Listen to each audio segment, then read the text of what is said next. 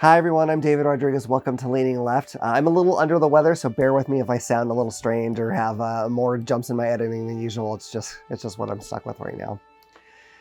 So my channel is obviously meant to appeal to fellow liberals and blue voters. In general, whatever I'm saying here is directed at those groups.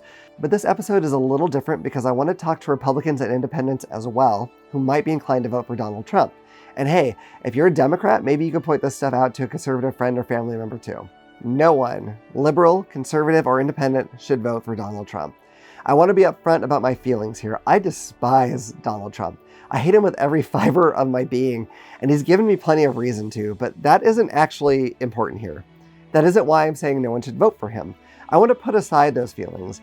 I even want to put aside all the indictments against him. You either think he's guilty or you don't, but for this conversation, even that doesn't matter. For a few minutes, let's forget about the documents and about January 6th. Whatever your feelings on those, let's just put them aside. We need to talk about his plans for if he wins in 2025. Now, this was reported in the New York Times, but their information came from the likes of Stephen Chung, who is a spokesman for Trump's campaign, and Kevin Roberts, the president of the Heritage Foundation, among others. I'll have a link to the article in the episode description so you can get more specific details. But what they're planning to do is increase the power of the president dramatically, putting the Department of Justice, as well as the FCC, among other agencies, under the full control of the president. Now, if you love Trump, you might be thinking, that sounds great. I understand that because he's given you, or at least promised you, things that you like, and if he had such control, he could give you even more, right? Here's the problem. If he controls the FCC, he could start putting limitations on what can be seen on your television or even the internet. So whatever might be happening, you'll only know what he wants you to know. And if he could do that, he can get you to vote for anything he likes through media manipulation. Not because you're stupid, but because you won't be given the information to make an informed decision. If he has full control of the Justice Department, yes, he can make sure that he isn't investigated for anything, which maybe you like, but he can also do the same for anyone for any reason. You might think that right now you're seeing the weaponization of the Justice Department, but since Trump would have to take control of it, it shows that right now the president doesn't have that control.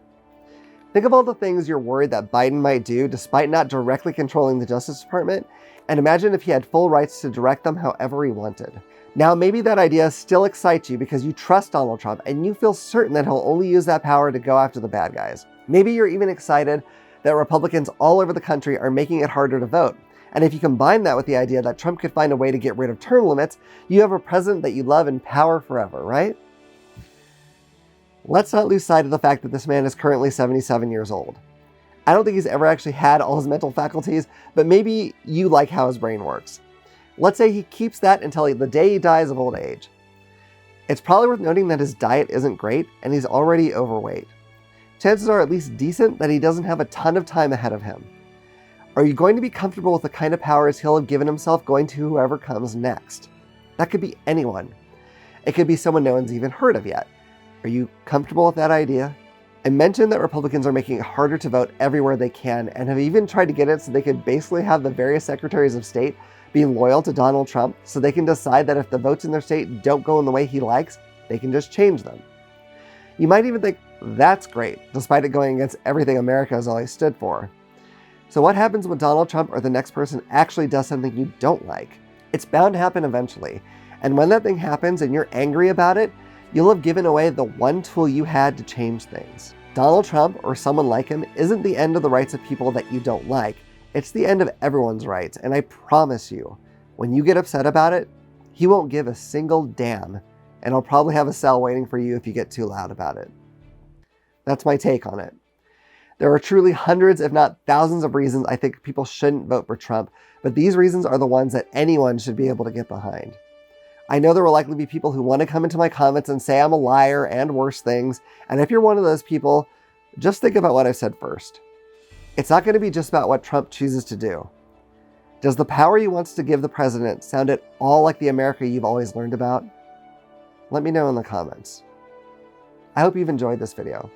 If you have, please like and subscribe and click the bell icon so you can know about the next time I put out a video. And in the meantime, stay woke, stay vigilant, keep fighting, and remember, if you keep leaning left, you'll always be right.